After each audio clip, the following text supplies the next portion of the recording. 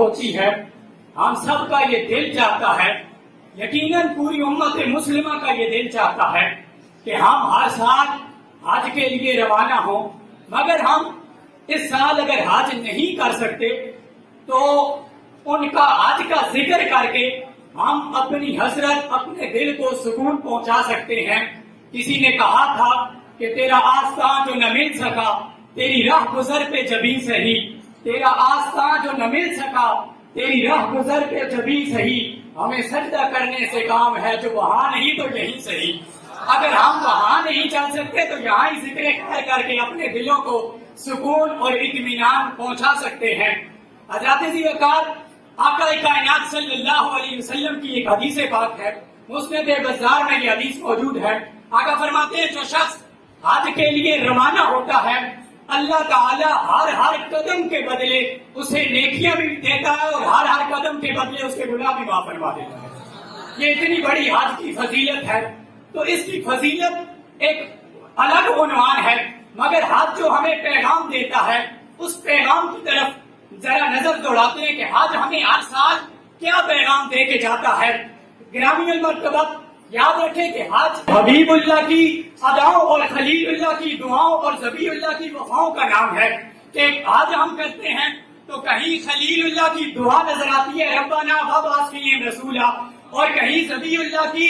وفا نظر آتی ہے یا ابت افعل ما تؤمر ستجدنی انشاءاللہ من الصابرین، اور کہیں مصطفی ادا کی تکبیر ہمیں سنائی دیتی ہے، لبیک اللہم لبیک کے ترانے سنائی دیتے ہیں۔ تو یہ حج سارا ہم دیکھتے ہیں تو انبیاء کرام کی ہر قدم پر مناظر اور مظاہر دکھائی دیتے ہیں۔ حج دیکھا جائے تو حج کیا ہے، آپ سے کوئی سوال کرے تو اس کا جواب یہ ہے کہ حج قصد و زیارت کا نام ہے، سفر حج سفر آخرت ہے۔ حج جس وقت بندہ کرتا ہے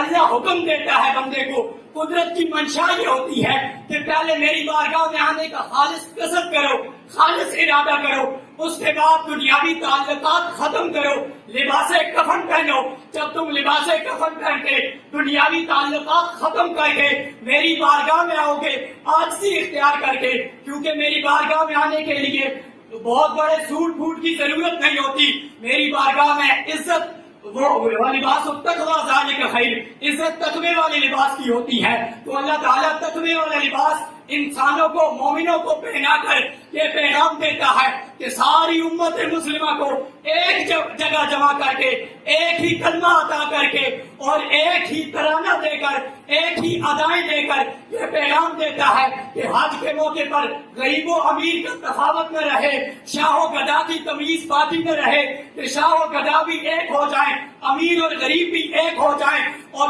صاحب اور بندہ بھی ایک ہو جائیں۔ حج کے موقع پر اللہ یہ پیغام دیتا ہے کالے اور گورے کی تمیز ختم ہو جائے، سارے حضرات ایک ہی صف میں ایک ہی جگہ پر جمع ہو کر یہ پوری امت مسلمہ کو یہ پیغام دیتے ہیں کہ امت مسلمہ جب وحدت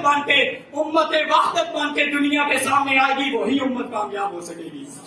حضرت ذی وقار یہ حج ہمیں پیغام دیتا ہے کہ یاد رکھیں کہ حج کی تعلیمات کو دیکھا جائے تو حج میں جو تعلیمات ہمیں دی جاتی ہیں وہ ساری تعلیمات یہ ہیں کہ آج کچھ عقل پرست لوگ ہوتے ہیں کہ وہ اپنی عقل کو حرف آخر سمجھتے ہیں، وہ سمجھتے ہیں جو ہماری عقل میں آتا ہے وہی حرف آخر ہے، لیکن حج یہ ہمیں پیغام دیتا ہے کہ اپنی عقل کو حرف آخر نہیں، حتمی فیصلہ عقل کا نہیں کرنا، حتمی فیصلہ وہی کرنا ہے جو شریعت مصطفیٰ نے دیا ہے۔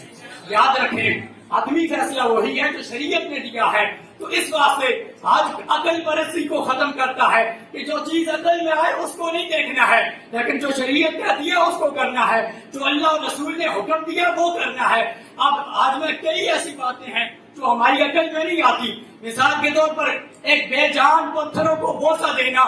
کہ اگر بوسہ ممکن نہ ہونے کی صورت میں دور سے ہاتھ ہلا کر اس کو ہاتھوں کو چوم لینا، یہ عقل میں بات نہیں آتی۔ اور ایسے کئی مظاہر ہیں کہ جو عقل میں ہمارے نہیں آتی، لیکن آج میں سارا کچھ وہ بتایا جاتا ہے کہ جو لوگ عقل سائنس کی اینک لگا کر شریعت کو دیکھتے ہیں ان لوگوں کو پیغام ہاتھ دیتا ہے کہ سائنس کی اینک لگا کر دیکھنے والے کم فہموں اور ہر چیز کو عقل کے ترازو پر تولنے والے لوگوں کو آج یہ پیغام دیتا ہے کہ اسلام عقل پرستی کا نام نہیں ہے، اسلام ساتھ جھکانے کا نام ہے، ایمان سائنسدان بننے کا نام نہیں ہے، ایمان دل و نگاہ مصطفیٰ کریم کے فرش راہ کرنے کا نام ہے۔ دعا ہے اللہ تعالیٰ ہمیں صبر کی توفیق عطا فرمائے۔